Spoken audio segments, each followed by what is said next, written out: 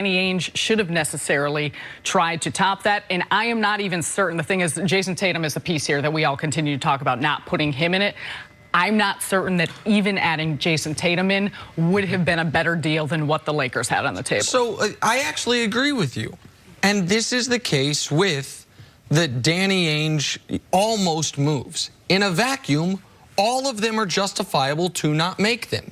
In a vacuum, are we going to include Jaylen Brown for Kawhi Leonard? Man, Jaylen Brown showed us a little bit his first couple years. Could he be the next Kawhi Leonard? We don't know about Kawhi's health. He doesn't want to be here. No, we made the conference finals last year. Let's not do that, and we have Kyrie coming back. And do we want to have a guy that can walk out? Okay, you should have done it.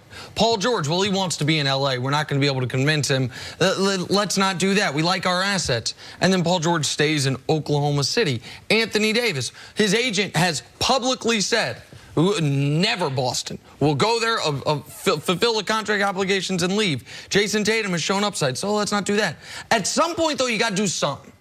And that's the problem with having to win every deal. The problem with not wanting there to be, you know what, this one's 50-50. It might blow up in our face, but we're going to roll the dice and go for it, is if you never roll the dice, you can never win the money.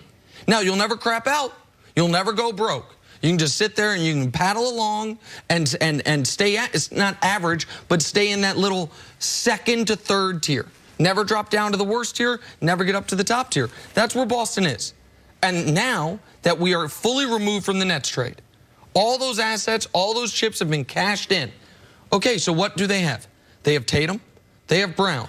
They've got 3 first-round picks this year. None of them that valuable. 14, 20, and 22. One great asset moving forward. The Memphis pick, either next year, if it's not in the top 6, if it is, and then, or the year after that, unprotected. That's it. How many teams across the league have guys they know are better than the Celtics' best guy?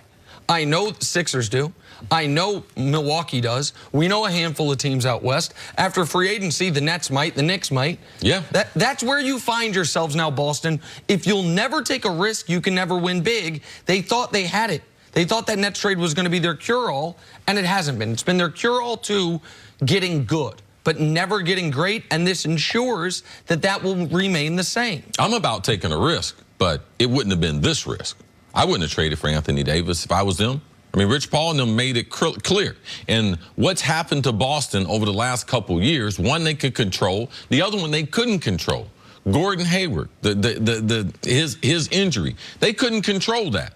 If Gordon Hayward was healthy, I do believe that Kyrie Irving's 2 years there do go a little bit different. And then they're in a position, because the Kyrie experiment, it failed, which in turn shut out everything with getting Anthony Davis. Because Anthony Davis and Kyrie have had discussions about playing together, but none of them were about playing for the Celtics. And that's an indictment when you have one of your players saying, I'm trying to get with you somewhere else, that being either with the Lakers, that being in Brooklyn, in New York, but not coming to the place that I have been, because I got intel, and you're better off, your career's better off not coming here. So for me, Danny Ainge, he wasn't going to win this. There was no comparison. Even if you put Tatum in the deal, they did not have what the Lakers had. And ultimately, in this player movement, player empowerment, if a guy says he don't want to be somewhere, you better be careful in trading for him. I know people say, oh, Paul George worked out. That was an individual situation. We'll see at the beginning of July if the Kawhi thing worked out for them long term, but they got a championship out of it. So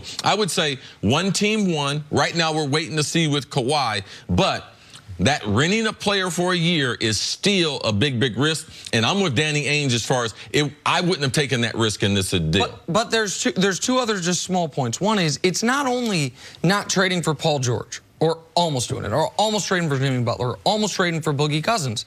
It's what did we see? We saw the Sixers last year during buyout season go out, upgrade their team. We saw Milwaukee upgrade their team during the year. We saw the champs, Toronto, go get Marc Gasol. We see teams during the year say, you know what? We are going to trade away either young, talented players. By the way, some of those young, talented players become less valuable once they play more and people see what they actually are. And then there's one team that stands pat. But the other element is, and where it really all did go sideways, was with Kyrie. And this is why I was hammering this point all year of what a disaster this season could be for Boston. Because if the season ended in disappointment, it did. And it ended in Kyrie leaving, it will. Then you are out of the Anthony Davis game. Because if Kyrie is about to sign an extension, then you do trade Tatum for Anthony Davis. Yes. Then you do risk it. Because then you have two of the guys that really matter in this league. We're saying the same things we're saying about the Lakers. Exactly right. So where's Boston left now? What's the next? Is there a big name that's going to come through Boston? When did Boston not become a big free agent destination? I'm not sure, and correct me if I'm wrong, because I was talking to someone about this the other day. Al Horford, when he decided to go to Boston, was the first guy to choose to go to Boston in 40 years. Yeah, like they have not ever really been a free agent destination. They're a team in an organization that's always drafted well. They've made good so their players that they've acquired that have put them to the point of where they're at have not come through free agent decisions. And so that's where, I don't know. I mean, Al Horford has not opted into his player option, although the common thought is that he's going to renegotiate a new deal with Boston. But you're left with a lot of the pieces that we saw this past year. And so I'm not sure where Danny Ainge needs about half the general managers to be like Kevin McHale and make that deal real sweet for him.